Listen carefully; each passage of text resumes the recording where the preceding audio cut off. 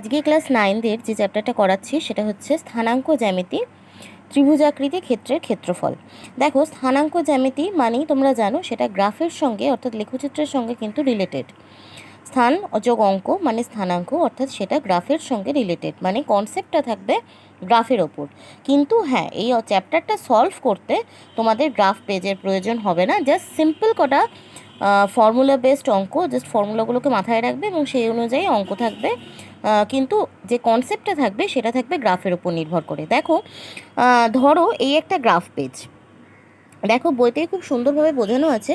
এই ধরো একটা গ্রাফ পেজ, এটা হচ্ছে এক্স অ্যাক্সিস, এটা হচ্ছে ওয়াই অ্যাক্সিস, এবং এখানে আমরা তিনটে বিন্দু দেখতে পাচ্ছি, একটা পি, একটা কিউ, একটা আর। পি এর স্থানাঙ্ক x1 y1, কিউ এর স্থানাঙ্ক x2 y2 এবং আর এর স্থানাঙ্ক x3 y3। এবার দেখো, এই তিনটে বিন্দু সমরেখ নয়। সমরেখ মানে এরা একই সরলরেখার উপর অবস্থিত নয়। তিনটে বিন্দু যখনই সমরেখ হবে না তখনই তারা একটা ত্রিভুজ তৈরি করবে। এই যে ত্রিভুজটা দেখতে পাচ্ছ, এই ত্রিভুজের ক্ষেত্রফলটাই বের করতে হবে আমাদের এই চ্যাপ্টারের অঙ্কে। এই ক্ষেত্রফলের একটা নির্দিষ্ট ফর্মুলা আছে। এই দেখো, এই ফর্মুলাটা বলেছে ত্রিভুজ পি কিউ আর ক্ষেত্রের ক্ষেত্রফল, এই ফর্মুলাটা half into x1 into y2 minus y3 plus x2 into y3 minus y1 plus x3 into y1 minus y2। এই ফর্মুলাটা অ্যাপ্লাই করলেই তোমরা কিন্তু পি কিউ আর ক্ষেত্রের ক্ষেত্রফলটা পেয়ে যাবে। অর্থাৎ তোমাদের যদি অঙ্কে কখনো তিনটে স্থানাঙ্ক দেওয়া থাকে এবং তিনটে বিন্দুর স্থানাঙ্ক দেওয়া থাকে এবং একটা ত্রিভুজাকৃতি ক্ষেত্রের ক্ষেত্রফল নির্ণয় করতে বলে, তাহলে তোমরা কিন্তু এই ফর্মুলাটা অ্যাপ্লাই করে সেই ত্রিভুজটার ক্ষেত্রফল নির্ণয় করতে পারবে। এবার আমরা যদি এই তিনটে বিন্দু অর্থাৎ এই পি কিউ আর এরা যদি এরকম পজিশনে না থেকে যদি একটাই সরলরেখার উপর অবস্থিত হতো, অর্থাৎ বিন্দু তিনটে যদি সমরেখ হতো। তোমরা জানো সমরেখ বিন্দু দিয়ে কখনোই ত্রিভুজ অঙ্কন করা সম্ভব নয়। সমরেখ না হলে তবেই ত্রিভুজ আঁকা যায়। তাহলে যদি সমরেখ হতো তাহলে নিশ্চয়ই এই পুরো এর কোনো ত্রিভুজই তৈরি হতো না, মানে এর ক্ষেত্রফলটা টোটালটাই 0 হতো। অর্থাৎ যদি তিনটে বিন্দু সমরেখ হয়, দেখো এখানে বলেছে, সুতরাং যদি এই তিনটে বিন্দু যদি সমরেখ হয় তার শর্ত কি? তার শর্ত হচ্ছে এই অংশটা 0। যেহেতু হাফটা ধ্রুবক, হাফটাকে আমি বাদই দিয়ে দিতে পারি এক্ষেত্রে, তাহলে পড়ে রইল এই যে অংশটা, এই সেকেন্ড ব্র্যাকেটের মধ্যে যে অংশটুকু রয়েছে, এই অংশটুকুর মান হয়ে যাবে 0। অর্থাৎ তিনটে বিন্দু সমরেখ হওয়ার সূত্র হচ্ছে এই যে ভেতরের অংশটা যেটা আমি বলেছিলাম, এটা ইকুয়াল টু 0। এটা হচ্ছে আরেকটা ফর্মুলা। তোমাদের যদি কোনো অঙ্কে যদি কাজে লাগে যে তিনটে বিন্দু সমরেখ যদি বলা থাকে, তাহলে তোমরা এই ফর্মুলাটা অ্যাপ্লাই করতে পারো, তাহলে অবশ্যই এটার মান 0 হবে। আরেকটা ফর্মুলা আছে, সেটা হচ্ছে আর এই জিনিসটা একবার দেখবে। দেখো এখানে ত্রিভুজাকৃতি ক্ষেত্রের ক্ষেত্রফল এই ফর্মুলাটা, চতুর্ভুজাকৃতি ক্ষেত্রের ক্ষেত্রফল এই ফর্মুলাটা। এগুলো জাস্ট ফর্মুলাগুলো মাথায় রাখবে এবং অঙ্ক করার ক্ষেত্রে এগুলো কাজে লাগতে পারে। এন বাহু বিশিষ্টটা তোমাদের সিলেবাসের বাইরে, সেই জন্য দেখে রাখতে পারো, কিন্তু এটা তোমাদের পাঠ্যসূচির অন্তর্ভুক্ত নয় বলেই দেওয়া আছে। আর একটা ফর্মুলা সেটা হচ্ছে কোনো ত্রিভুজের ভরকেন্দ্র। ভরকেন্দ্র কাকে বলে তোমরা নিশ্চয়ই জানো। ভরকেন্দ্র মানে হচ্ছে কোনো ত্রিভুজের তিনটে মধ্যমা যেই বিন্দুতে ছেদ করে। অর্থাৎ আমি যদি ছবিটা দেখাই, তাহলে দেখো এই ছবিটা, এই একটা ত্রিভুজ এ বি সি, এর যে তিনটে মধ্যমা মানে কি, এই বাহুটার মধ্যবিন্দু আর এই পয়েন্টটা, এই দুটোকে কানেক্ট করলে যে সরলরেখাটা আমরা পাই, এটাকেই বলা হয় মধ্যমা। একটা ত্রিভুজের তিনটে মধ্যমা থাকে, এই একটা মধ্যমা, এই একটা মধ্যমা এবং এই একটা মধ্যমা। মধ্যমা কাকে বলে? একটা শীর্ষবিন্দু থেকে অপর বাহুর মধ্যবিন্দুর সংযোজক সরলরেখা। এই তিনটে মধ্যমা যেই বিন্দুতে ছেদ করছে, এই বিন্দুটাকে বলা হয় ভরকেন্দ্র। এই বিন্দুটাকেই আমরা বলে থাকি একটা ত্রিভুজের ভরকেন্দ্র। তাহলে এই ভরকেন্দ্রর স্থানাঙ্ক কত হবে? যদি ত্রিভুজের তিনটে বিন্দুর যদি স্থানাঙ্ক জানা থাকে, তাহলে তার ভরকেন্দ্রের স্থানাঙ্ক হবে এই জিনিসটা, x1 plus x2 plus x3/3, y1 plus y2 plus y3/3। এই ফর্মুলাটা অ্যাপ্লাই করলেই কিন্তু তোমরা সেই ত্রিভুজটার স্থানাঙ্ক নির্ণয় করতে পারবে। এবার আসছি কোষে দেখি 20-তে। দেখো প্রথম দিকের অঙ্কগুলো একদমই সহজ, জাস্ট ফর্মুলায় বসানো কাজ, এটা তোমরা করতে পারবে। প্রথমের এই অঙ্কগুলো সেই জন্য আমি করে দিইনি, এটা আশা করি তোমরা করতে পারবে। আমি 3 নাম্বারটা থেকে করে দিচ্ছি। দেখো 3 নাম্বার অঙ্কটা কি বলেছে কে এর মান কত হলে এই বিন্দুত্রয় একই সরলরেখায় থাকবে। একই সরলরেখায় থাকবে মানে এরা সমরেখ হবে। সমরেখ হওয়ার ফর্মুলা আমি একটু আগেই বললাম, এই ফর্মুলাটা। কিছুই না, আমাকে জাস্ট এইটাই অ্যাপ্লাই করে দেখতে হবে যে এটার মান 0 আসছে কিনা। দেখো আমি তাই করেছি। দেখো সূত্রানুসারে আমি জাস্ট ওই যে শর্তটা ছিল সেটাকে অ্যাপ্লাই করে দেখিয়েছি যে দেখো এখানে এটার মান আমাকে 0 দেখাতে হতো শর্তানুসারে। এটার মান 0 দেখাতে গিয়ে আমি দেখছি দেখো k ইন্টু 0 আসছে, তার মানে এটা অটোমেটিকই 0 হয়ে যাচ্ছে এখানে। তার মানে k এর মানের উপর কিন্তু নির্ভর করছে না। দেখো আমি যদি এটাকে ঢেকে রাখি, দেখো k ইন্টু 0 মানে তো সেটা 0ই। তার মানে এখানে k এর জায়গায় যদি অন্য কিছুও থাকতো তাহলেও তার মান কিন্তু 0ই হতো। সেটাই আমি লিখেছি। দেখো যেহেতু k এর মানের ওপর সূত্রের যথার্থতা নির্ভর করছে না, কারণ এখানে k এর জায়গায় অন্য কিছু থাকলে সেটার মানও 0 হতো, কারণ 0 দিয়ে গুণ হয়ে যাচ্ছে। তাই এখানে k এর যে কোনো বাস্তব মানের জন্যই বিন্দুত্রয় সমরেখ হবে, যেহেতু k এর মানটা এখানে ডিপেন্ড করছে না কিছু, কারণ যে কোনো কিছুর সঙ্গে 0 গুণ হওয়া মানেই সেটা 0, সেই কারণে। এবার 4 নম্বর অঙ্কটা দেখো আমি করে দিইনি, জাস্ট আমি একটু সংকেত দিয়ে দিয়েছি। দেখো বলেছে প্রমাণ করি যে এই বিন্দুটা এবং এই বিন্দুটার সংযোজক সরলরেখা মূল বিন্দুগামী। মূল বিন্দু মানে কি, যেখানে একটা দুটো অ্যাক্সিস অর্থাৎ দুটো অক্ষ এক্স অক্ষ এবং ওয়াই অক্ষ পরস্পরকে ছেদ করে, সেটাকেই মূল বিন্দু বলে। এটা তোমরা লেখচিত্র চ্যাপ্টারে জেনেছো। মূল বিন্দুর স্থানাঙ্ক হচ্ছে 0,0।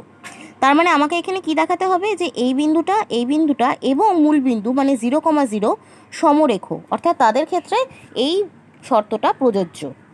আমি সেটাই এখানে সংকেত হিসেবে দেখো লিখে দিয়েছি যে এখানে আমাদের দেখাতে হবে এই বিন্দুটা মূল বিন্দু এবং এই বিন্দুটা এই বিন্দুত্রয় সমরেখ, এটা আমাদের দেখাতে হবে। এবার হচ্ছে আসছি 5 নম্বর অঙ্কে।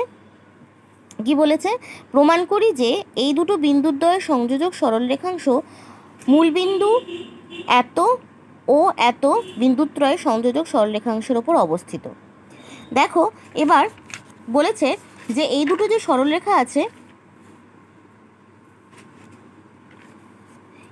এই দুটো বিন্দুতে যোগ করলে যে সরলরেখাটা পাবো সেই সরলরেখাংশের মধ্যবিন্দু, সেই সরলরেখাটার যে মধ্যবিন্দুটা আছে সেই মধ্যবিন্দুটা এই যে সংযোজক সরলরেখার ওপর অবস্থিত। তার মানে দেখো আমি প্রথমেই মধ্যবিন্দুটা বের করে নিয়েছি। মধ্যবিন্দু বের করতে কি করে হয় তোমরা 19 নম্বর চ্যাপ্টারে দেখেছো, না দেখলে ভিডিওটা একবার দেখে নেবে। 19 নম্বর চ্যাপ্টারে তোমরা জেনেছো কী করে মধ্যবিন্দু বের করতে হয়। আমি প্রথমে মধ্যবিন্দুর স্থানাঙ্কটা বের করে নিয়েছি।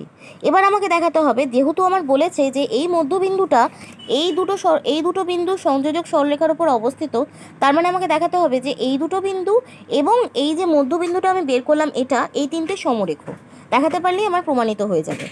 তার মানে দেখো আমি সেই ফর্মুলাটায় ফেলেছি, শর্তটায় ফেলে আমাকে দেখাতে হবে এটা ইকুয়াল টু 0। দেখো আমার ইভ্যালুয়েট করে 0 এসছে, যেহেতু 0 এসছে তার মানে আমরা বলতে পারি যে এই তিনটে বিন্দু সমরেখ, অর্থাৎ এই মধ্যবিন্দুটা এই দুটো বিন্দুর সংযোজক সরলরেখার ওপর অবস্থিত।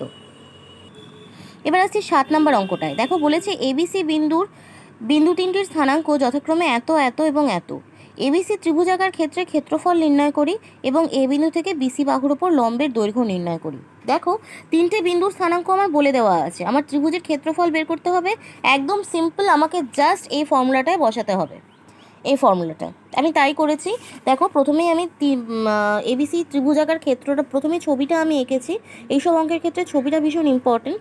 ছবিটা আমি এঁকেছি, এখানে আমাকে বলেছে এবিসি তিনটেরই আমার যেহেতু দেওয়া আছে স্থানাঙ্ক, আমি খুব সহজেই ফর্মুলা বসিয়ে আমি ক্ষেত্রফলটা বের করে নিয়েছি ত্রিভুজ এবিসির।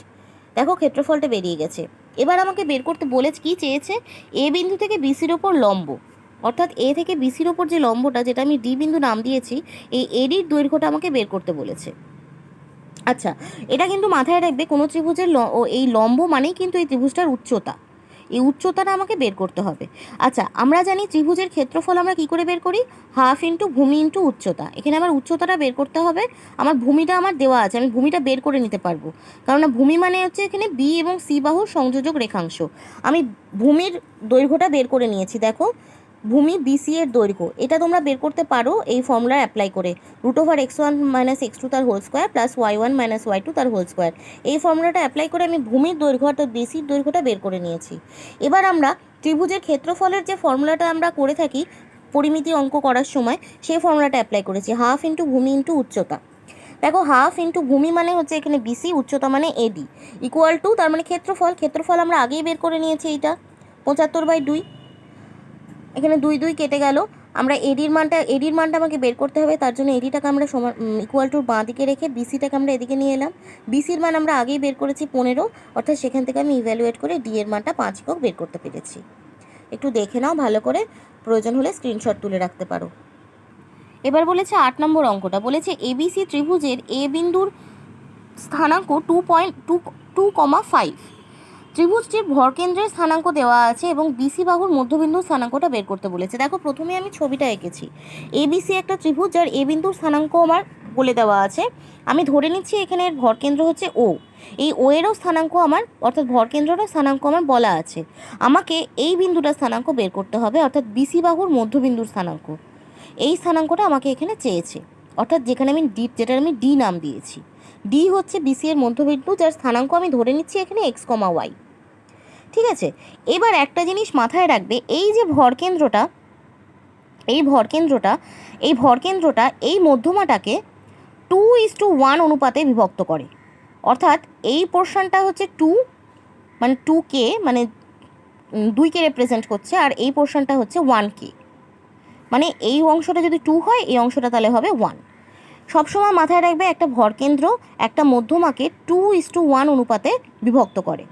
তাহলে আমি সেটাই লিখেছি, দেখো ভরকেন্দ্র কোনো মধ্যমাকে 2:1 অনুপাতে বিভক্ত করে।